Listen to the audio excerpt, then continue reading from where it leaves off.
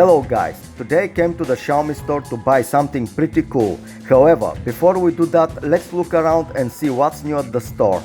This is the new CC9 smartphone. It was just released a couple of days ago.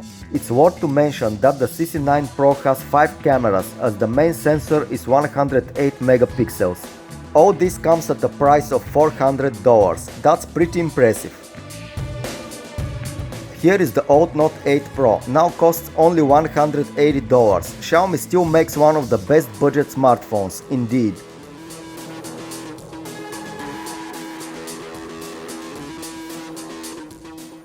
This is one more new product from Xiaomi, 23-inch Full HD monitor.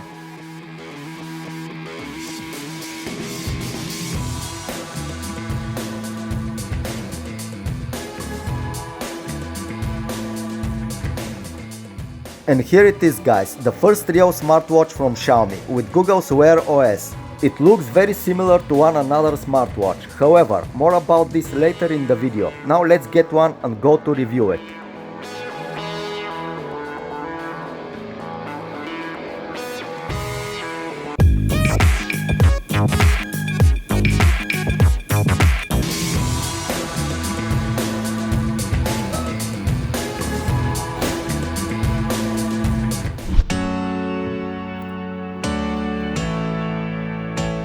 Here we go, the Mi Watch. Let's do a quick unboxing. Here are some of the main specs. eSIM, which currently works only in China, Xiaomi's own interface over Google's Wear OS, water resistance and heart rate monitoring. I like the box, good presentation from Xiaomi right there. This adds a nice 3D feel to it. In the box we have the watch itself and the manual, which is in Chinese. This watch is made for the Chinese market. In the manual we have QR code, which we have to scan to get the brand new Mi Wear app. By the way, this app is still not available on Google Play Store.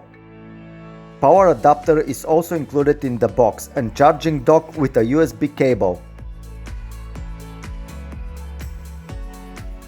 Guys, I want to tell you what is my first impression about this watch, and let me know in the comments what is your after you seeing it for the first time.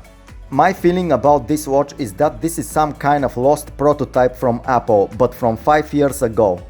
Don't get me wrong, the watch is not so bad, just this design, it looks like a little outdated. Now let's start it for the first time and complete the setup.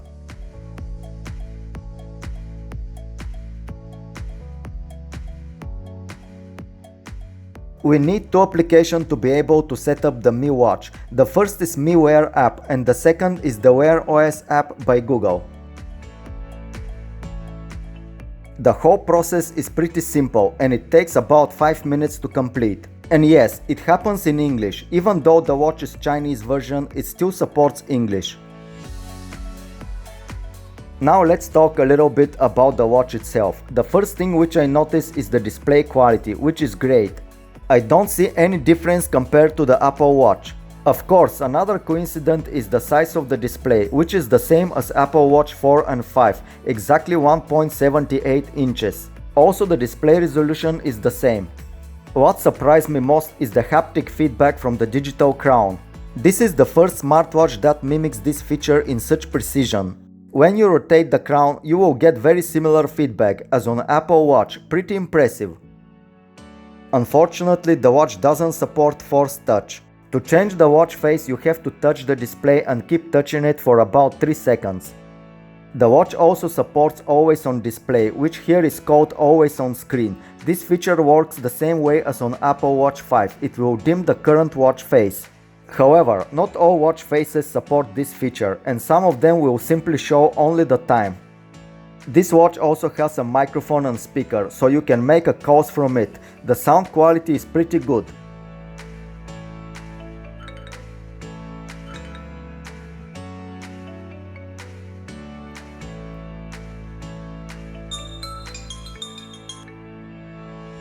I can say the overall build quality is pretty good. However, one thing which is very disappointing is the way the straps are attached to the watch. This makes the choice of straps very limited.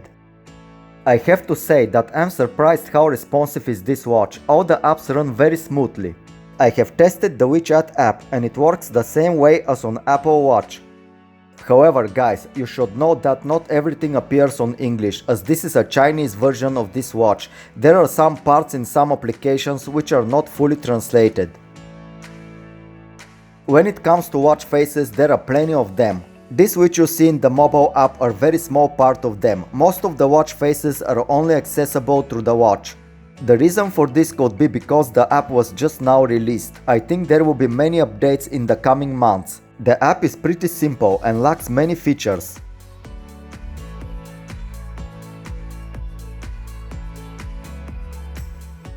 Here is how Find My Phone feature sounds like.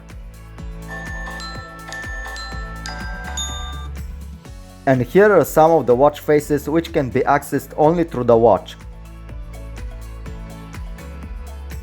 The display is pretty bright. Here is how it looks on bright daylight.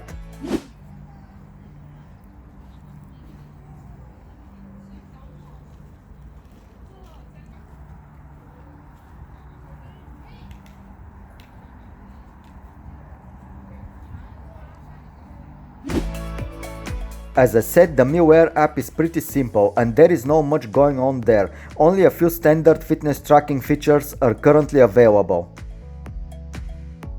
Currently I am testing the watch and I will make a second video in which I will talk more about the battery life and my experience with the Mi Watch. I will also compare it with the Apple Watch 5, so stay tuned, it's coming soon. The Mi Watch is a pretty interesting device. If only the design was better, it could be a great watch. I think it's very important how the watch it looks like, as you can't put a case on it like on a smartphone.